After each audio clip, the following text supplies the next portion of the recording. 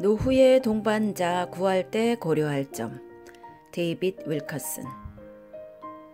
지하철로 출퇴근하는 사람들이나 통근하며 살아가는 사람들에게도 헌신의 삶이 될 만한 방법 하나를 소개하려고 합니다.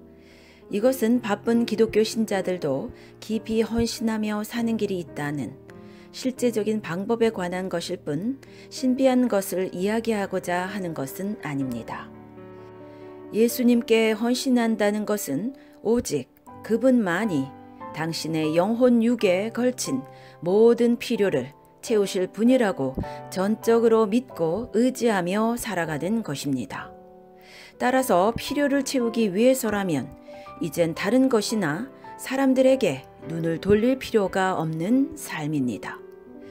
혼자 살다가 많은 사람들이 이야기합니다.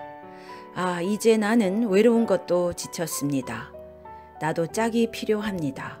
하나님이 내게 맞는 짝을 주신다면 얼마나 좋으련만. 아닙니다. 짝은 미안하지만 당신의 그런 필요를 절대 채워줄 수 없습니다. 사실 짝이란 당신의 비참한 지경이 갑절이 되게도 할 수 있음을 알아야 합니다. 왜냐하면 이젠 당신이 자신의 것 말고도 상대방 고민까지 합쳐서 떠안아야 하기 때문입니다.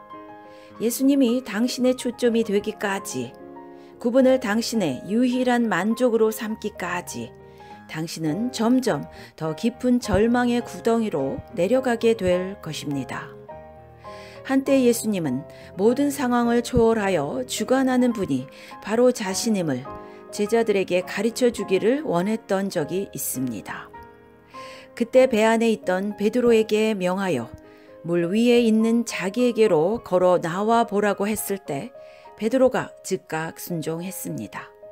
그래서 전적으로 예수님께만 집중하고 있는 동안 베드로도 모든 것을 초월하여 실제로 물 위를 걸었습니다. 그런데 이 제자의 시선이 주변을 돌아보기 시작하자마자 물에 빠져 가라앉기 시작했던 것입니다. 여기서 이 교훈은 초보에 불과한 것이지만 내가 한번 묻겠습니다. 당신이 베드로처럼 물에 빠져 가라앉는 느낌이 들었다면 어떻게 할 것인가요? 친구 이름을 부르며 사람 좀 살리라고 고함칠 건가요? 아니면 예수께 계속 시선을 집중하면서 주여 나를 건져주세요 하고 외칠 건가요? 그리스도의 신부란 그럴 때 도움이나 위로나 만족 같은 것들을 다른 어떤 것에서 찾을 생각을 아예 하지 않는 사람들입니다. 그들은 자신의 배고픔과 목마름 따위를 부족함이 없도록 완전히 해결하실 그분만을 사랑하며 전적으로 의뢰하는 법을 이미 배워 아는 사람들입니다. 이런 식으로 당신은 예수 그리스도와 동행하고 있습니까? 신랑 되신 그분만을 계속 주목하시라고 강력 권면합니다. 그분이 당장이라도 재림하실 것을 고대하면서 당신의 필요를 채워줄 그 어떤 사람이나 것들을 바라보지 마십시오. 아멘. 주님을 뵈면. 데이빗 윌커슨. 우리는 그리스도를 우리의 수준으로 끌어내려서 그리스도를 우리와 비슷한 존재로 만들어 버렸습니다. 요한복음 13장 23절에서 우리는 예수의 제자 중 하나 곧 그의 사랑하시는 자가 예수의 품에 의지하여 누웠는지라는 말씀을 읽게 됩니다. 하나님의 아들의 가슴에 친밀하게 안겨있는 그 제자가 바로 이 요한입니다. 요한만큼 예수님이 자애로운 분이심을 아는 제자들은 없었습니다. 그러나 반모섬에서 요한은 놀라운 거룩함을 입으신 그리스도를 봅니다. 그 머리와 털의 희기가 흰 양털 같고 눈 같으며 그의 눈은 불꽃 같고 그의 발은 풀무에 단련한 빛난 주석 같고 그의 음성은 많은 물소리와 같으며. 요한은 이제 자신의 머리를 그리스도의 가슴에 대고 눕지 않았습니다. 그리스도는 이제 인간의 모습을 입고 계시지 않았습니다. 그리스도께서는 그의 거룩함을 입고 계셨습니다. 요한은 내가 볼 때에 그 발 앞에 엎드러져 죽은 자 같이 되매라고 말했습니다. 다니엘은 이와 똑같은 두려움을 주는 그리스도의 거룩함을 보았습니다. 그 광경을 보는 것만으로 온 몸에 힘이 빠져버렸고 그의 얼굴은 새파랗게 질려버렸습니다. 그때에 내가 눈을 들어 바라본즉 한 사람이 세마포 옷을 입었고 허리에는 우바스 정금띠를 띠었고 그 몸은 황옥 같고 그 얼굴은 번갯빛 같고 그 눈은 횃불 같고 그 팔과 발은 빛난 놋과 같고 그 말소리는 무리의 소리와 같더라.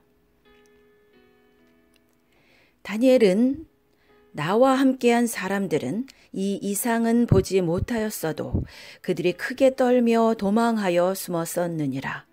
그러므로 나만 홀로 있어서 이 큰 이상을 볼 때에 내 몸에 힘이 빠졌고 내가 그 말소리를 들었는데 그 말소리를 들을 때에 내가 얼굴을 땅에 대고 깊이 잠들었느니라.